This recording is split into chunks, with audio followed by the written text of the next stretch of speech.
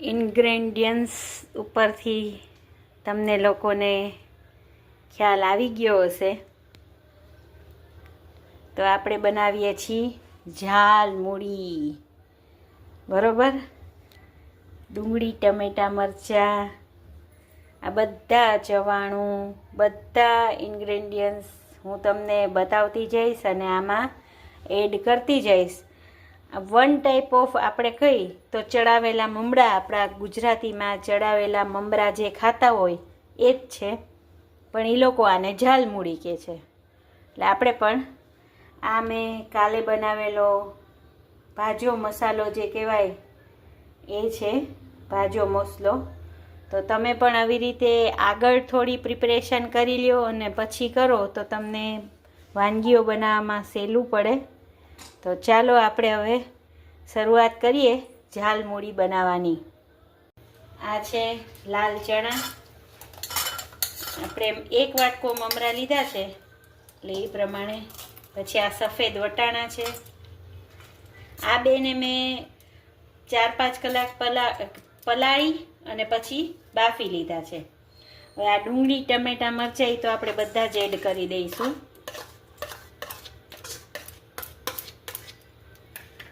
પછી આ મારી પાસે ઓલા સેવ ભુજિયા, જે આલુ ભુજિયા કહેવાય એ છે. એ ન હોય તો સાદી સેવ પણ ચાલે. મેં એ લીધા છે, સાદી સેવ પણ લીધી છે. આ મોળું ચવાણું છે, આ તીખું ચવાણું છે. તમે કોઈ પણ ચવાણું લઈ શકો, તીખું લેવું હોય, મોળું લેવું હોય. આ બટેટા છે, એક નાનું બટેટું આખું છે. આ હોય નહીં તળેલી રોટલી છે, હોય નહીં. જો તમારે એડ કરવી હોય તો કરી શકાય. આપણે રોટલીને જે તળીએ એ છે. આ મસાલા સિંગ છે, એ પણ ન હોય પણ મસાલા સિંગ એડ કરવી હોય તો કરી શકાય. આ તળેલી સિંગ છે. અને આ આપણે જે ભાજો મસાલો રેડી કર્યો છે એ હું 2 ચમચી લઈશ. અને આ ગ્રીન ચટણી. અને બીજી કોઈ ચટણી પણ તમારે એડ કરવી હોય તો તમારી ટેસ્ટ મુજબ તમે ખજૂર આમલીની છે, લસણની છે, એડ કરી શકો.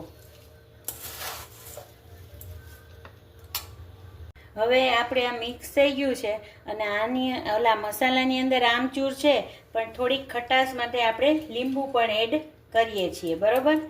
ફાઇનલી આપણી ઝાલમુડી રેડી છે. તો આપણે સર્વ કરી દઈએ. ચાલો બધાય ખાવા ઝાલમુડી. મસ્ત ટેસ્ટી.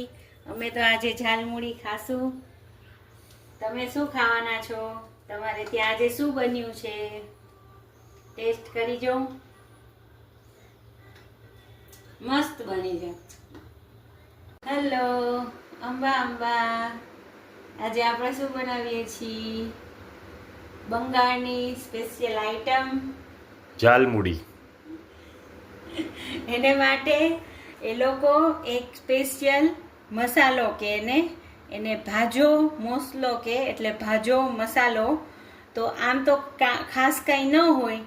આ ધાણા ને જીરું છે એને આપણે શેકી લઈ. 1 ચમચી છે. આ વરિયાળી પણ 1 ચમચી છે, એને આપણે શેકી લેવાનું છે. અને આ મરચાંનો ભૂકો, આમચૂર પાવડર, હિંગ અને સંચળ અને મીઠું નાખવાનું થોડું. આ બધું ગ્રાઇન્ડરમાં મિક્સ કરી નાખવાનું. અને આ જે છે એ આપણે મમરાની જે બનાવીએ એમાં નાખવાનું. હવે આપણો આ ભાજો મસલો બની ગયો છે. આપણે એને ડબ્બીમાં ભરી લઈએ. અને આ આપણે સેન્ડવિચમાં, સલાડ ઉપર પણ કામ લાગે. અને આપણે આને ઝાલમુડીમાં પણ એડ કરશું.